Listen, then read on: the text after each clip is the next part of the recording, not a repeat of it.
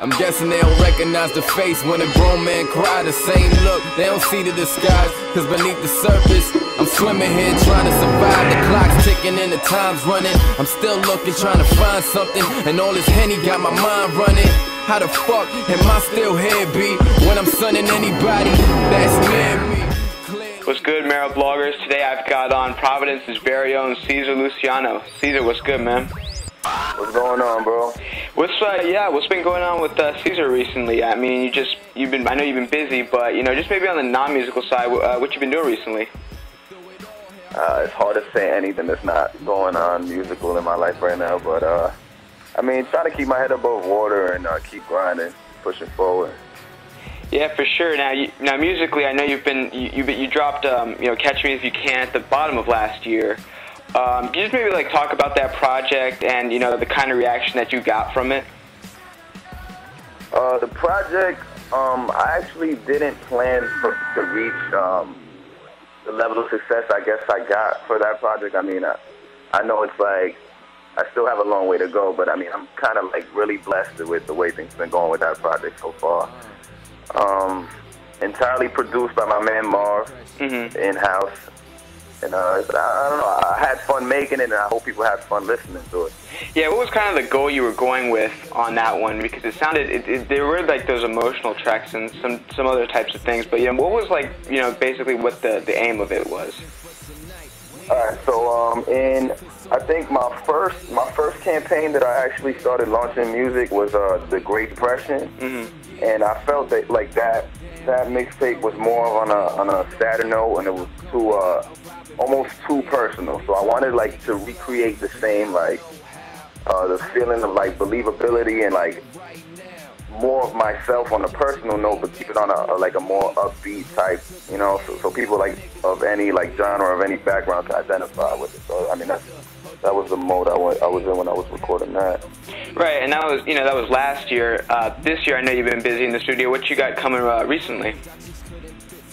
Black Thursday 2 actually just dropped, I think on the 1st of March, and I'm always working, always in the studio. I actually have a session booked for later today, actually. But I mean, I'm constantly trying to give new things, or a new style, new sound, because I feel like it's easy to get lost and today's music is easy to fall behind because there's new things coming out almost every day, every week. So it's uphill battle. Yeah, absolutely. And speaking on that note, it is difficult to stand out. And I talk to a lot of young MCs that really, it's you might get some hype behind your name. You might be on the major blogs. You might be in XXL or The Source. But then it's 10 minutes later, somebody else is. So how are you yourself trying to make a stamp and go, hey, pay attention to me for a long time because this is what I've got to present to you? In that sense, it's more of a consistency. A lot of people get the opportunity to be put in a dope magazine or a dope website, and then it's all right, so what comes after that? And I feel if you stay relevant, stay consistent, stay putting out music, I mean, it's only a matter of time. I mean, people like Currency, you think he was going to be done after he had that Young Money deal. He just kept grinding and did his own thing until he became a household name. Right. So I mean, it's only how hard you work and how often I guess you release music.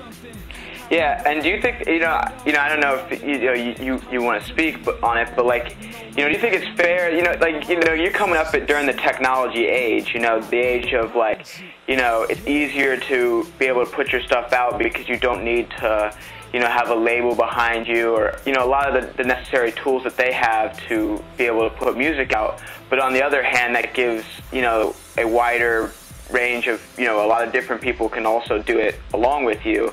So, what is the balance between, being able to initially start quickly because you can put out your music through, the internet or whatever, but also, it's harder because a lot of other people want to do that? Well, there's a big misconception in music where people think that just because you have the ability to share it with a lot of people, that a lot of people are gonna in turn listen to it. and it's so much politics, it's so much like networking that takes. It has to take place behind the scenes before you ever even get to see, like, even a young artist, like, and they can be incredibly dope, and they can have lyrics, they can have like a crazy appearance, a crazy backing. But if you're not co-signed by the right people, you're not going to get put in the right ears, you're not going to get the right attention, where people are going to feel like, oh, why should I download his mixtape over somebody else that I've been listening to? You know what I mean? Right.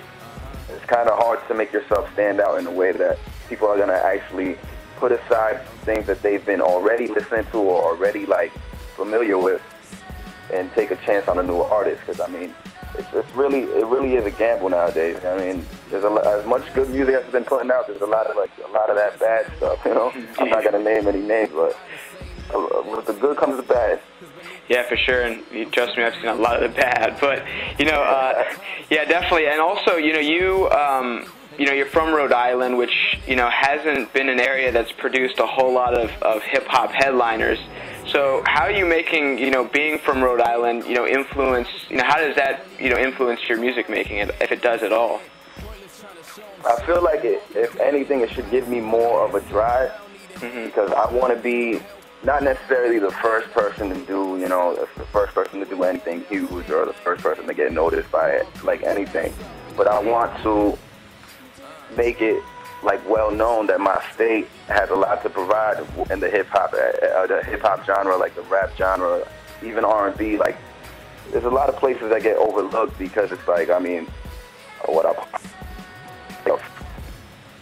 something like that with the smallest state in the whole United States, actually. But I don't know, we have a whole lot to offer, a whole lot of different sounds. It's like a melting pot. So, I mean, I'm very proud of my city and my state. So whether it's not through me or my music, I know a lot of people have more stuff to offer. Yeah, for sure. And also, how would you, describe Cesar Luciano to someone who maybe isn't quite familiar with your work at this point? To describe me, I'm honest. I show a lot of vulnerability in my music, like things that a lot of people would stray away from because they're trying to uphold an image. I mean, it's not really about an image to me. I'm trying to be completely honest in all my music, as well as keeping it relevant, upbeat, things that you can identify with, a good feel, raw hip hop. Like most of the time, I can't say I stay like in between lines all of the time. It's hard to even categorize myself, but I don't know. I make good music, and that's all you need to know about Cesar Luciano. Yeah, for sure. And what originally made you want to get into hip hop and make this something that you were going to strive for and want to do as a career? I always used to do it as a hobby, like growing up, since I was about 16. But my older brother and some of his colleagues were starting up a label with two other artists, Bobby and Compel, which were on it. And I sent them a compilation that I was working on, and all of a sudden, it became from something I'd like to do as a hobby to me actually trying to pursue something with it from all of the feedback that I was receiving. So, it hasn't been too much of a crazy transition. I think it's actually been pretty easy, and I like actually seeing how I improve and, tackle different things different ways. Yeah, and also, who are some of the influences that you had, growing up to maybe influence your rhyme style, your emceeing, and just maybe some of the artists that were always in your head, or still are maybe, that gave you that push to help shape your sound? The list is really, really huge, to be honest. I'd have to say Jay-Z, Biggie, Pac, Eminem, Rakim, all the old storytellers, Slick Rick, Eric Sermon, old school hip hop, really, really got me into it. Nas, any old dope lyricists and whatnot. I'm not sure that they influenced my flow or my reason for rhyming, but it's definitely something that I like to listen to. Are you more of an underground head, or are you more just whoever makes the best, or you just have that maybe a bias towards a certain type of style, or what are some of the major people that are what's that sort of that sound that you like?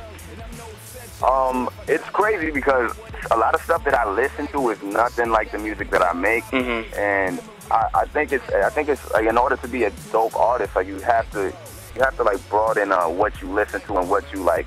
I mean, I guess call music, because you can't shut something down because it's completely not underground, or say it's black because it's commercial. You know what I mean? It's like, good music is good music, and I feel like if it's something dope, I mean, it shouldn't matter like it's underground or whether it's hip hop or it's some kind of lovey-dovey tracks. I mean, it doesn't really matter. Good music is good music.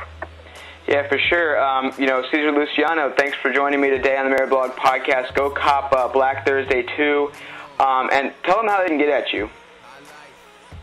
Twitter, man. Follow me on Twitter at Cesar Luciano. My website, CesarLuciano.com. I'm currently updating that. And, yeah, I mean, that's about it. All right, man. Well, thanks a lot for joining me today on the Mearablog Podcast. You have a good one. No problem. Thank you, bro.